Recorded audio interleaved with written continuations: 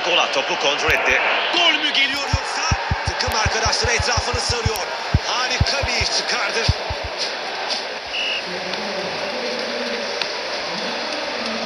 Topun geldiği yerde Munoz var.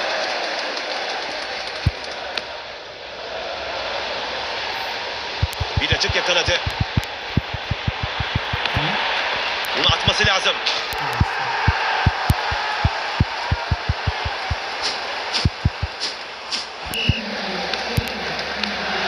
İyi dağıttı topu. Topla koşmayı seviyor. Büyük bir azimle ve temiz müdahale etti. Çok net bir fırsat yakaladı. Uzatmadan yaptı vuruşunu. Tertemiz bir bitiriş. Bir daha görelim pozisyonu. Nereye atarsam böyle.